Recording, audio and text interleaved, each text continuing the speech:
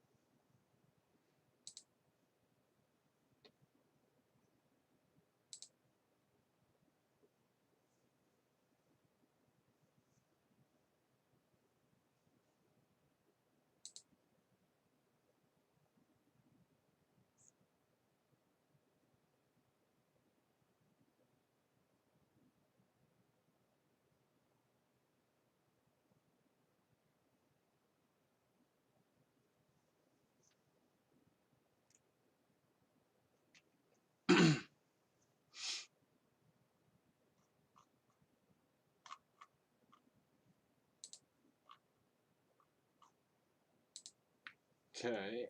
Need to finish putting stuff here.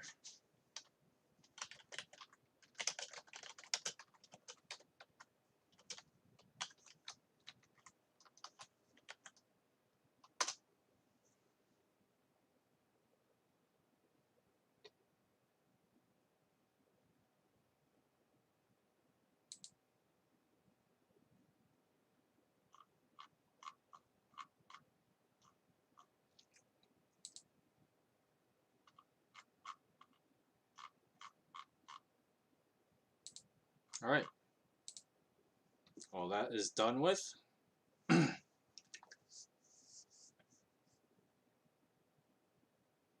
Hello and welcome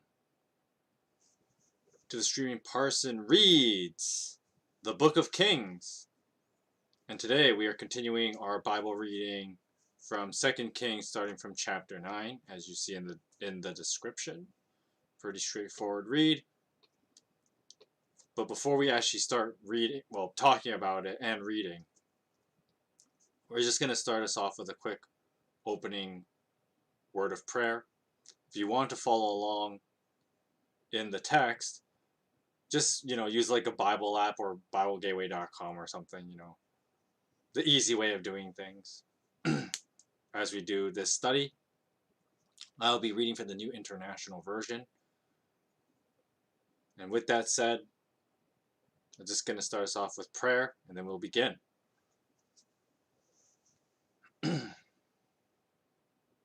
Heavenly Father, we thank you for this day, and we thank you for this time that we have to read your word once again. And I pray that as we read your word, you would reveal yourself more to us and draw us closer to you. I pray this in the name of your Son, Jesus. Amen. Okay, so today's read, we'll be doing from chapter 9 till 12. Even though technically I could read a whole bunch of chapters and just get a whole bunch of them out of the way. But I feel like I'm just going to do them 4 chapters at a time. And here, one of the things that's kind of problematic about the Book of Kings is we're at the point where the Bible is kind of not overly interested in talking about like the specifics of events. Rather, it just points out like how do I word this well? So basically, it points out that like okay, there were these kings in these different areas between Israel and Judah, and sure there were some decent kings here and there, but for the most part, the bulk of these guys were pretty terrible, right? They're idolaters and you know committed evil in the eyes of the Lord kind of thing. And these guys, they don't last all that long. Well, they last long enough, I guess, because basically the other thing too is that the Bible kind of jumps around like first of all it jumps around between the two regions between Israel and Judah. And in addition, it just kind of jumps through events in time. A problem I'm going to just read through the book of Kings. I'm not going to like some ways that some people would study these passages and study the book of Kings and I mean you can go through this work if you want to. For the sake of us doing the studies on stream like this, I'm not going to really bother. I'll refer to these other like passages from time to time, but I won't actually really talk much about them.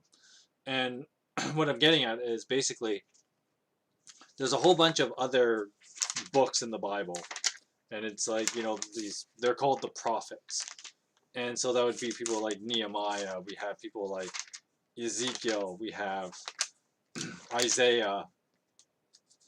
And then, of course, the less known ones, like, I'm trying to think of some examples. Jeremiah. Well, Jeremiah is still pretty well known. But after Jeremiah, it'd be like guys like Amos, Habakkuk. Trying to think of other of the quote-unquote minor prophets. Though I kind of don't like referring to them as that. Because many, like, Bible scholars traditionally would refer to people like, Hezekiah, or sorry, Ezekiel, Isaiah, and like Jeremiah. They're the major prophets, and then there were these other books in the Bible that were they're a lot shorter in length for starters, and that's the main reason why they're referred to as the minor prophets because they just didn't say as much. And those are people like Hosea, Amos, Joel, and other prophets like that, and they're like toward the end of the Old Testament. And so these minor prophets, and even the major prophets, they were around during a lot of these events in the Book of Kings that we'll kind of go over. Although they're not the focus, right? They're not really the focus. The Book of Kings goes back to the more formulaic, just talking about, well, as the title of the book implies, the kings, right? And who was around. And then, of course, when you put that in consideration, you run into the other major problem of the Book of Kings, which is that the Book of Kings refers to other books, the annals of the kings, right? Which we don't have anymore. So the Book of Kings has a lot of information that's kind of just jarbled up, jumping back and forth between, excuse me, the Book of Kings itself, the prophets, and then, of course, the annals that have long been lost. And so there's a lot of information that's just kind of out there, but I'm not going to go over too much of that.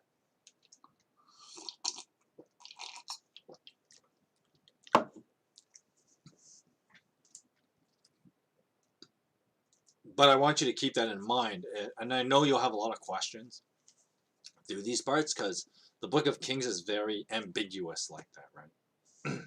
Not a lot of stuff is just like clear cut, for the reasons that I've mentioned already.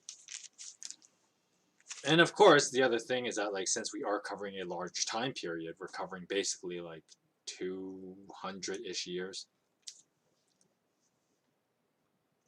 from like, well, the Book of Kings would end like what, like 600 something BC, basically just before the Babylonian takeover and the Babylonian exile that's well known. So we're just covering a couple hundred years before that event occurs. And so once again, the Bible's going to do all these kind of weird time jumps and stuff like that too. I'm just pointing it out because it will, like, the Bible will appear kind of jarbled here and there because of that. And the writer assumes that you have knowledge of all this already and all the other stuff going on, which as us as modern readers, that's not an easy thing to do, right? A lot of it is lost to history, so we just kind of have to deal with it, right? But that doesn't mean, you avoid the Book of Kings entirely, despite its difficulty to read at this point, especially at this point as we go, from chapter 9 and henceforward. The Book of Kings will be a very hard book to read because of all that, all those factors, right?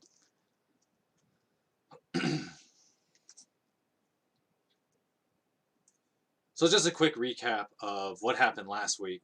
So basically, we got a couple of little excerpts of Elisha, one of probably the biggest prophet at the time. But of course, he's not the only one. There's all these other prophets running, walking around. Though they're not as well known as Elisha. But I might as well point them out because we will see some of them. And some of them will be the prophets as later described, in later books in the Old Testament. And so, I'll just kind of point out when these guys show up, and then there's other prophets that are just kind of like just there. They don't really do a whole lot, but we do get to still see, how the prophets deal with corruption in Israel and in Judah.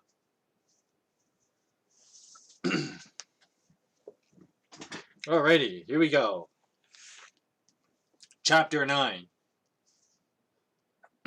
So the prophet Elisha summoned a man from the company of the prophets and said to him, "Tuck your coat into your belt and take this flask of oil with you and go to Ramoth Gilead. When you get there, look for Jehu, son of Jehoshaphat, the son of Nimshi. Go to him, get him away from his companions, and take him to an inner room. Then take the flask and pour the oil on his head, and declare, 'This is what the Lord says. I anoint you king over Israel.' Then open the door and run. Don't delay."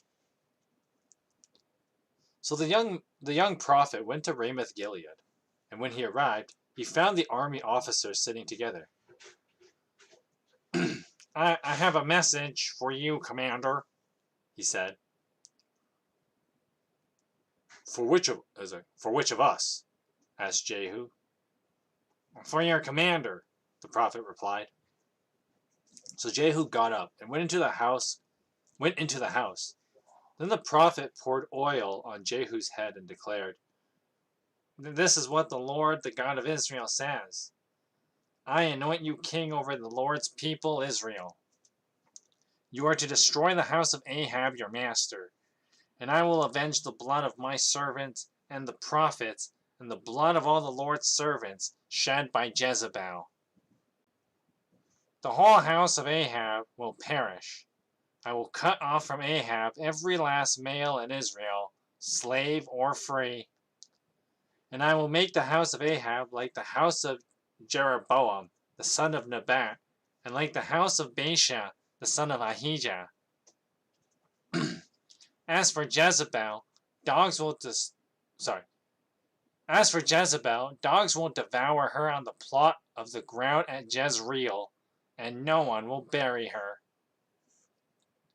Then the prophet opened the door and ran. When Jehu went out to his fellow officers, one of them asked him, "Is everything okay? Why did this maniac come to you?" "You know the man and the sort of things he says," Jehu replied. "That's not true," they said. "Tell us." And Jehu said, "Here is what he told me. This is what the Lord says. I anoint you king over Israel." They quickly took their cloaks and spread them under him on the bare steps. Then they blew the trumpet and shouted, "Jehu is king!" So Jehu, the son of Jehoshaphat, the son of Nimshi, conspired against Joram. Now Joram and all Israel had been defending Ramoth-Gilead against Hazael, the king of Aram.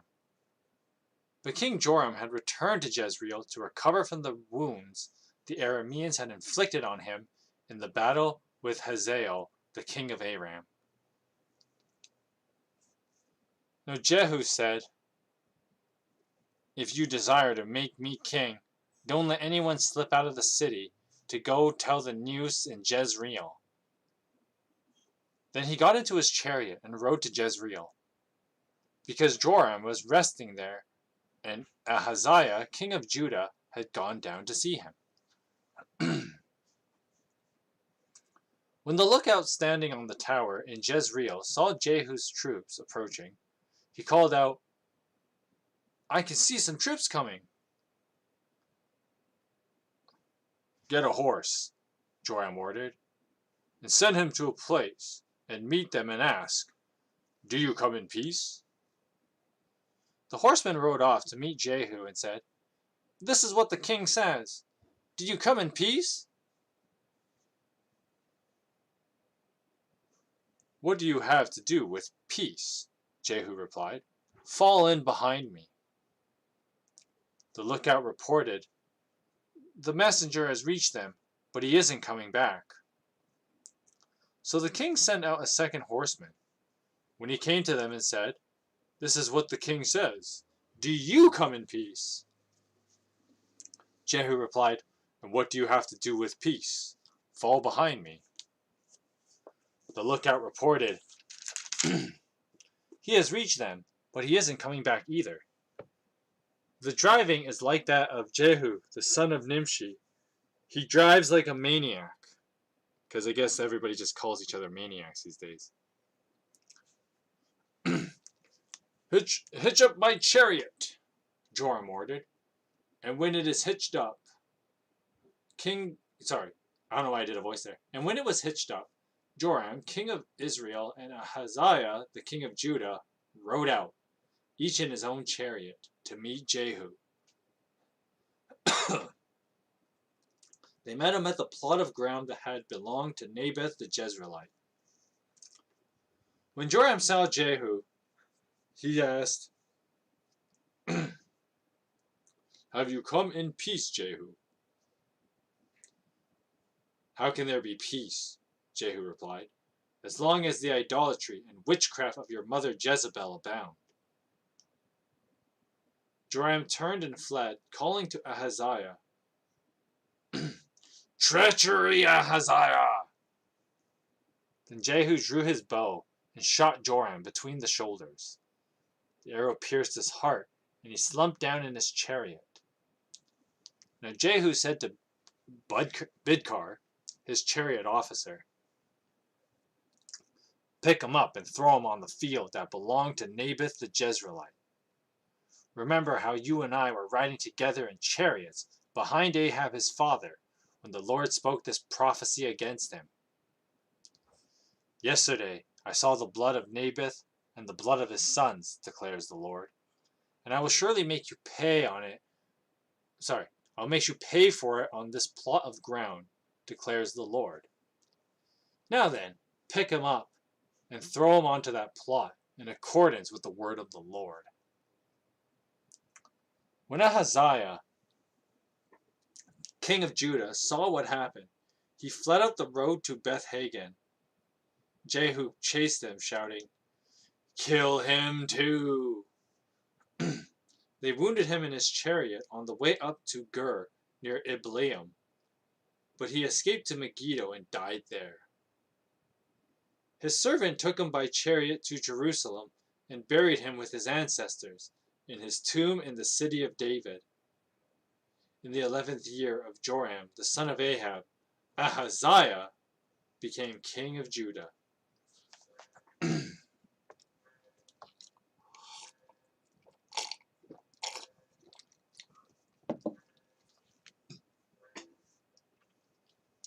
Verse 30.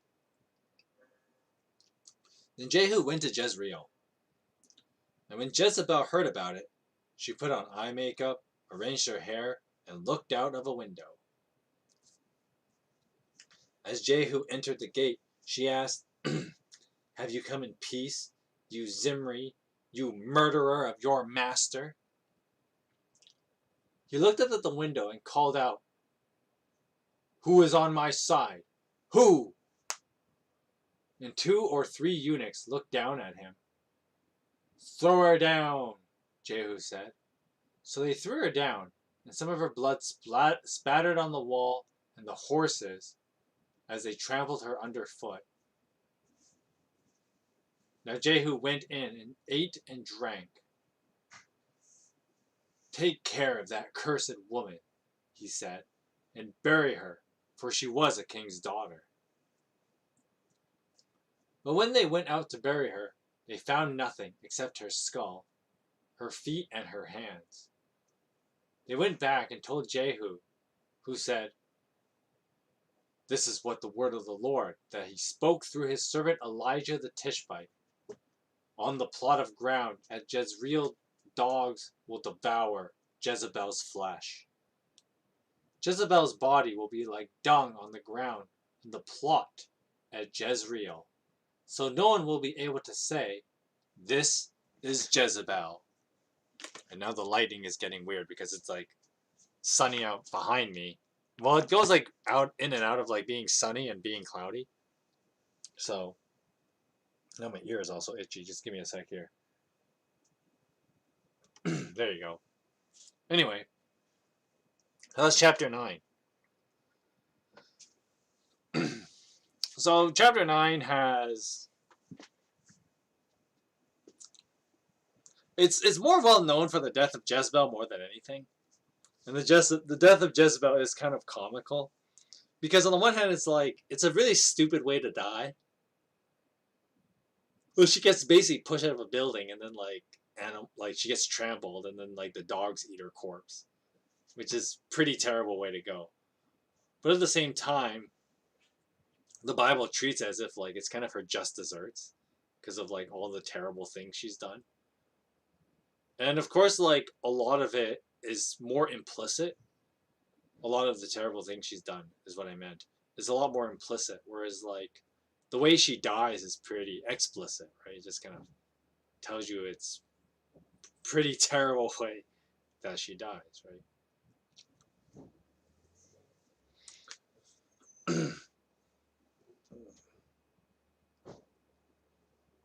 Oh god, yawn a bit. I don't know. Anyway, so aside from that, there's really not a whole lot going on in chapter 9. It's just like the death of Jezebel. And then like, yeah. I mean, I guess we could get Jehu showing up, but Jehu, let's be real, he's a king of Israel. You think he's gonna last? Like, none of these kings in Israel actually last for all that long, right? So, I don't really feel like there's a lot of need to talk about, the Israeli kings, and even the kings of Judah. I mean, we'll still cover them briefly as we go through, like, reading the chapter, but aside from, like, I don't really have a lot to say about these guys, because there's really not much to say. I mean, maybe someone will make, like, a tier list or something of, like, ancient kings of Israel, and then, like, put them on a tier list, but for the most part, most of these guys would be, like, C tier. And then a lot of, like, D and F tiers, right? Because of how bad these guys were. Of course, one of the things that the Bible isn't concerned about, excuse me, the thing that the Bible isn't concerned about is like, okay, did they like at least maintain the economy or whatever? Because, I mean, most civilizations could do that without, a governing power, right? Because people would be smart enough on how to maintain an economy in general. But when we talk about like these bad kings and whatever, right? It's like the Bible's only interested in how they were morally. And so, I mean, the Bible clearly paints this whole like Jezebel was so bad that the way she dies and what happens to her body is nothing short of just like terrible, right? I mean, she gets pushed out of a window by like her own eunuchs. And of course, in order for the eunuchs to be close enough to push her, that means that these were her personal eunuchs. But I guess it just shows you, Jezebel must have been so terrible that even her personal guys, her entourage, if you will, like, hated her, right? At least hate her enough to, like, push her out a window just because some guy said so, right? Because I'm pretty sure most people wouldn't just push out another person out of the window just because someone else said so. But then again, we live in a crazy world and a crazy time, so maybe I'm wrong about that. Maybe people are crazy enough just to push other people out the window.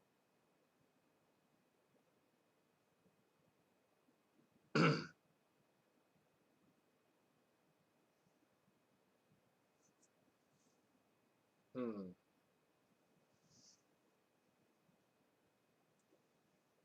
All right.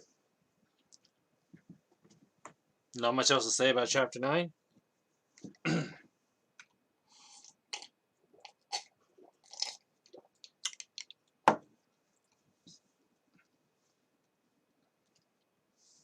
really should have taken a nap before doing this. Anyway, let's move on to chapter 10. We're just going to move through this pretty quickly now because we're at the point where basically, once again, the Bible's just interested in talking about, like, okay, this guy was king for a while and that guy was king for a while. How bad were they is what the Bible will more oftenly bring up. Although there's a few good guys here and there, but most of these guys, pretty terrible. Speaking of terrible, chapter 10. Now there were in Samaria 70 sons of the house of Ahab. So Jehu wrote letters and sent them to Samaria to the officials of Jezreel, to the elders and to the guardians of Ahab's children. And he said, "You have your master's sons with you, and you have chariots and horses, a fortified city, and weapons. Now as soon as this letter reaches you, choose the best and most worthy of your master's sons, and set him on his father's throne. Then fight for your master's house." But they were terrified and said, "If 2 kings could not resist him, how can we?" So the palace administrator, the city governor, the elders of the guardians sent their message to Jehu. "We are your servants, and we will do anything you say. We will not appoint you as anyone as king. You do whatever you think best." Then Jehu wrote them a second letter, saying, "If you are on my side and will obey me, take the heads of your master's sons and come to me in Jezreel by this time tomorrow." Now the royal princes, 70 of them, were with the leading men of the city, who were rearing them. And when the letter arrived, these men took the princess and slaughtered all 70 of them. And they put their heads in baskets and sent them to Jehu in Jezreel. When the messenger arrived, he told Jehu, "They have brought the heads of the princes." Then Jehu ordered, "Put them in 2 piles at the entrance of the city gate until morning." Which sounds pretty nasty. You're just going to leave a bunch of, like, heads next to the gate, a place where people have to walk by.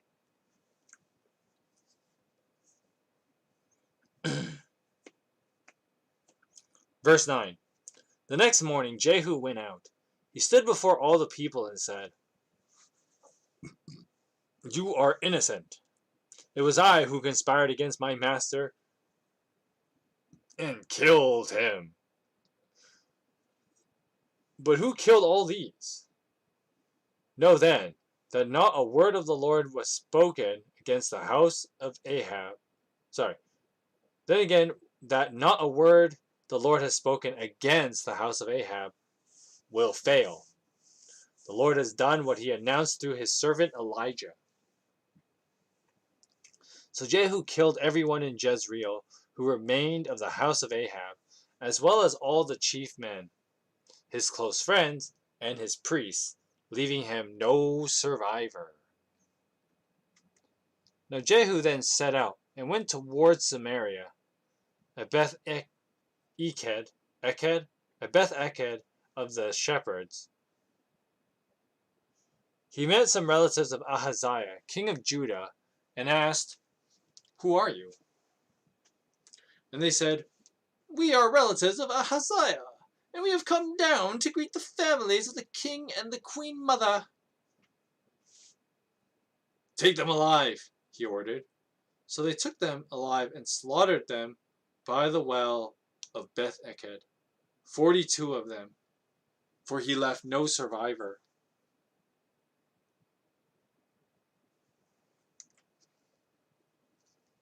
Verse 15. And after he left there, he came upon Jehoiada, the son of Rechab, who was on his way to meet him.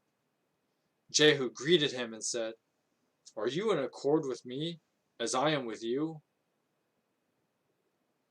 "I am," Jehonadab answered. "If so, then give me your hand."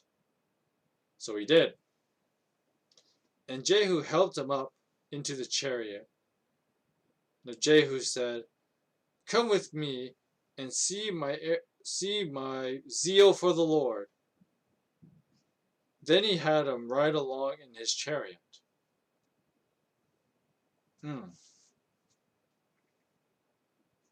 Jehu came to Samaria, he killed all who were left of Ahab's family. He destroyed them, according to the word of the Lord spoken to Elijah. Man, I'm just feeling like so out of it now. Maybe we won't read all the way up to chapter 12. I don't know if I'll be able to make it. I'm like fading here. It's like even hard to read. You know, I think part of the problem of like, I'm just doing it aside because I need to like somehow wake myself up. I think one of the problems is that like the blue light that I have, it helps the camera, but it doesn't help me, if that makes sense. So what blue lights do is they make a contrast for, normal light so that, your normal lights aren't just overpowering the camera, right? Well, the problem is the blue light is dark, right? And of course, you think of like a nightlight kind of thing, and you want to just fall asleep to. And that's kind of what's happening whenever I have this blue light on. At least I feel like that. Like I was more than awake an hour ago on my way home. But then like now, it's like what, 3:30? And I'm like, I'm so tired. I don't know why an hour ago I felt totally like different. But now I'm just like, could use a nap. Anyway, we can make it, guys. We can make it.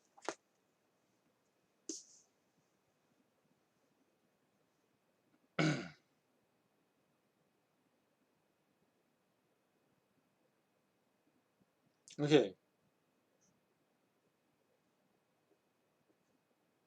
We'll start at verse 15 of chapter 10 again. We'll go back a little bit. So after Jehu left there, he came up upon Jehonadab, son of Rechab, who was on his way to meet him. And Jehu greeted him and said, "Are you in accord with me, as I am with you?" "I am," Jehonadab answered. "If so," said Jehu, "give me your hand." So he did. And Jehu helped him up into the chariot. And Jehu said, "Come with me and see my zeal for the Lord." Then he had him ride along in his chariot. Now when Jehu came to Samaria, he killed all who were left there of Ahab's family. He destroyed them according to the word that the Lord had spoken through Elijah. I need like an actual book stand too. Then Jehu brought all the people together and said to them, "Ahab served Baal a little. Jehu will serve him much." Now summon all the prophets of Baal, all his servants, and all his priests, and see that no one is missing, because I am going to hold a great sacrifice for Baal. Anyone who fails to come will no longer live." But Jehu was acting deceptively in order to destroy the servants of Baal.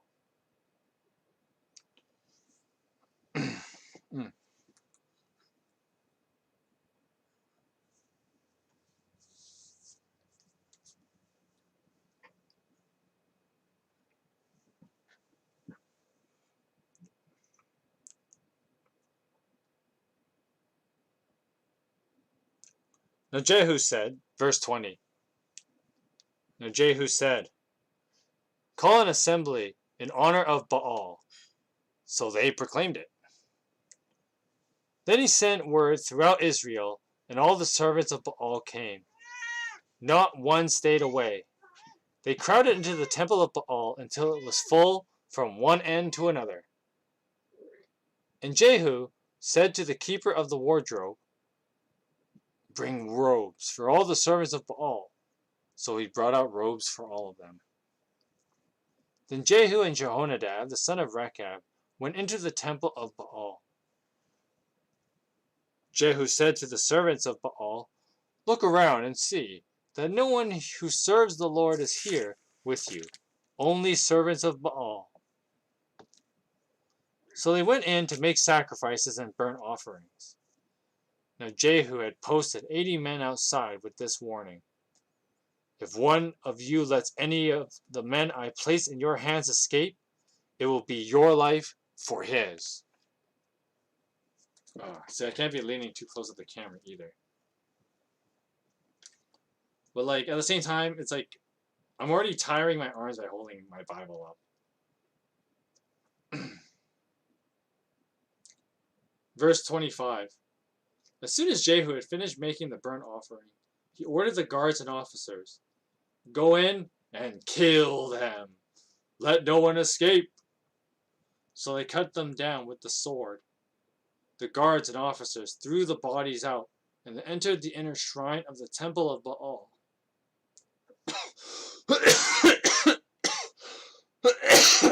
Excuse me. They brought the sacred stone out of the temple of Baal and burned it. They demolished the sacred stone of Baal and tore down the temple of Baal and the people who have used it for a latrine to this day. So Jehu destroyed Baal worship in Israel.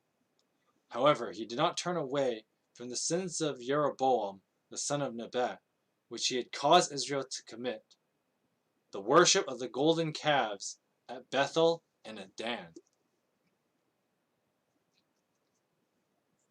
Now the Lord said to Jehu, "Because you have done well in accomplishing what is right in my eyes, and have done to the house of Ahab all I had in mind to do, your descendants will sit on the throne of Israel to the 4th generation." Yet Jehu was not careful to keep the law of the Lord, the God of Israel, with all his heart.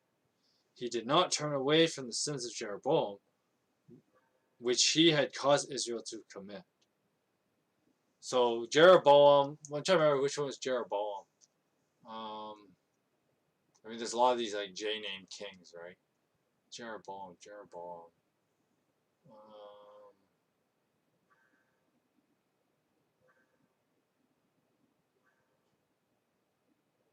I can't remember.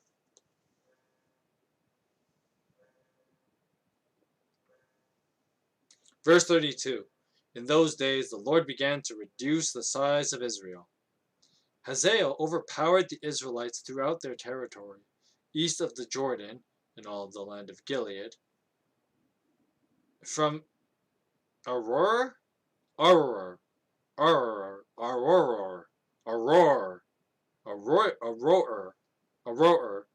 by the Arnon Gorge throughout Gilead to Bashan. As for the other events of Jehu's reign, and all that he did, and all of his achievements, are they not written in the book of the annals of the kings of Israel? So Jehu rested with his ancestors and was buried in Samaria. And Jehoahaz, his son, succeeded him as king. The time that Jehu reigned over Israel in Samaria was 28 years. So he lasted for a while.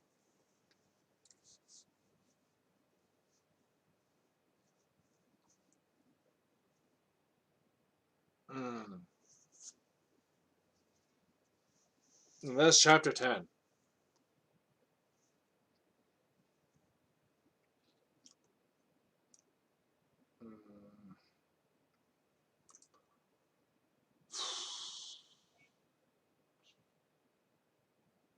don't know if I'm feeling it, guys. I'm like, ready to just like collapse and just sleep. I think I may have to just take a nap. Because I didn't take one before the stream, and that was probably a bad decision. Because I'm really feeling it now. I'm getting a bit of a headache. My eyes are really droopy. I can hardly keep them open. So we'll try this again next week. I'll reread chapter 9 and chapter 10. We'll do this again next week. We'll do it proper next time. So anyway, thanks for sticking around and trying to hold in there with me. But yeah, I'm gonna have to try this again. I'll do this. I'll read chapter 9 and 10 again next Friday. So with that said, this is gonna be the end of the stream. I'm just not feeling it right now. I'm ready to just like fall over and like pass out. So I hope you guys have a great weekend, and I'll see you guys Monday for Monday's podcast at 4 o'clock Pacific time. Anyways, you guys have a great day, and I'll see you guys later.